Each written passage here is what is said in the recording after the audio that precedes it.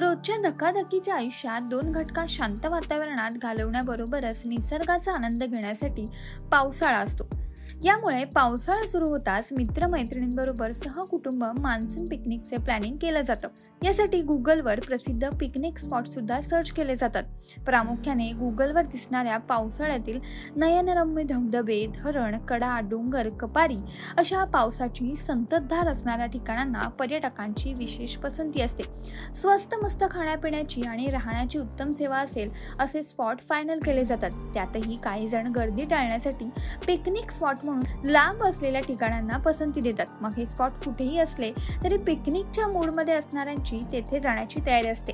पिकनिकसाठी खास विशेष कपडे, ते नवीन चपला, बूटही खरेदी केले जातात।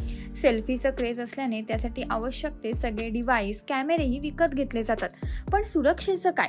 कारण कुठलीच घटना कधी कोणाला सांगून येत नाही किंवा घडतही नाही। त्याची तयारी पण आपणच करून जातो का? तर नाही, आपण मध्यमवर्गीय या महत्त्वाच्या गोष्टींचा मात्र विचार करत नाही।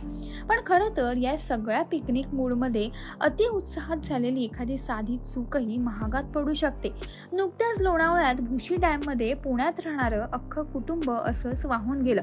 भुशी डॅमचा परिसर, पावसाळ्यात तिथे कोसळणारा संततधार पाऊस, आजूबाजूला डोंगर, दऱ्यांमधून वेगाने वाहणारे लहान मोठे पण भुशी डॅमला जोडले गेलेले असे अनेक धबधबे आणि त्यांची खोली याचा अंदाज नसताना हे कुटुंब चिमुरड्यांसह मज्जा म्हणून पाण्यात उतरलं आणि सगळ्यांच्या डोळ्यासमोरूनच पाण्याच्या वेगवान लोंढ्यात वाहून गेलं। कितीही भयानक घटना, पाऊस आणि डोंगर दऱ्यांचा हा भाग, त्यामुळे मदत मिळण्यासही अनंत अडचणी, यामुळे क्षणात होत्याचं नव्हतं झालं। भुशी डॅमला झालेली दुर्घटना ही काही अशा प्रकारे घडलेली एकमेव घटना नाही। अशा घटना घडतच असतात, पण त्यातून माणसं बोध घेत नाही। उलट गेल्या काही वर्षांपासून अशा वर्षा सहल काढण्याचा ट्रेंडच सुरू झालाय। यामुळे जर तुम्हीही मान्सून पिकनिकचा प्लॅन करत असाल तर नक्की काय खबरदारी घ्यायला हवी ते बघूया। सहलीला जाण्याआधी कार सर्व्हिस नक्की करून घ्या।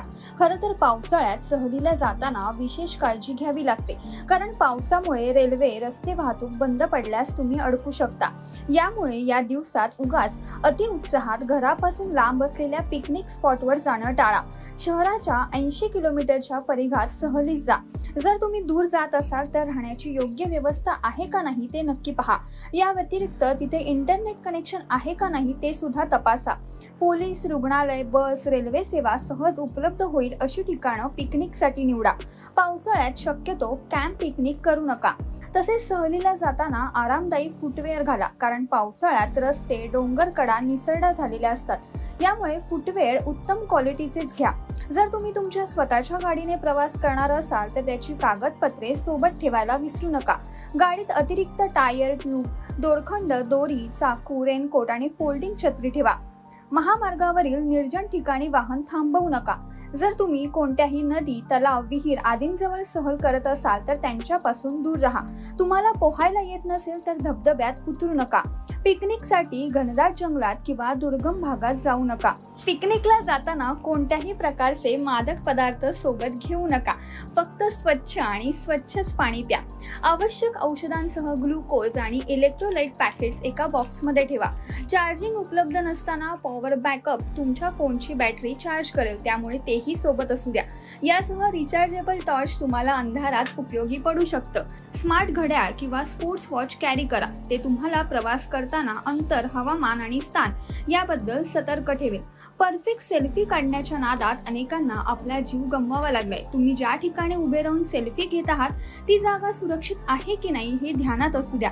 तसेच मोबाईल, पर्स, कपडे, पैसे आदी ठेवण्यासाठी पॉलिथिनचा वापर नक्की करा।